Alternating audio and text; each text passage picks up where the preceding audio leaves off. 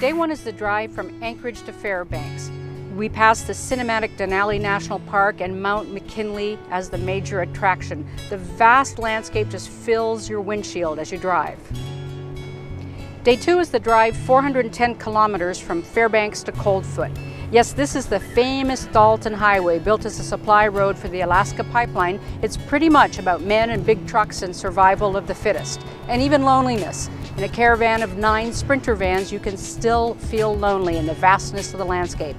But it's a beautiful loneliness with those trees hunched and lathered in heavy snow or stripped bare by wildfires, and landmarks like the Yukon River cutting across the land in a frozen sweep.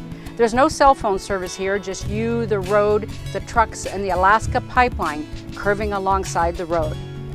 There's moose by the side of the highway, stout and statuesque, and even the sight, an improbable one, of a cyclist on the Dalton Highway. We saw him on the way to Coldfoot and again on the way back, where he had camped to escape the fierce wind.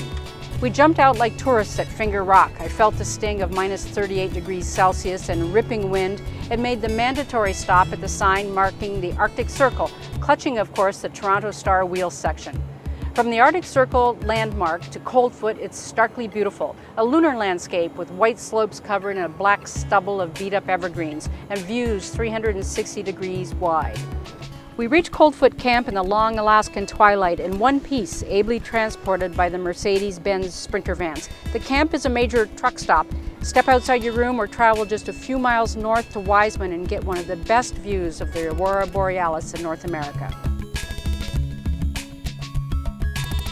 When I took the keys to the Sprinter van, I knew it was going to be exciting, but I didn't want it to be this exciting. This accident happened near the end of the trip on the way back to Anchorage. A tractor trailer tried to avoid having an accident, went for the side of the road towards the ditch. His back end swung around and one of our Sprinter vans was involved in the accident.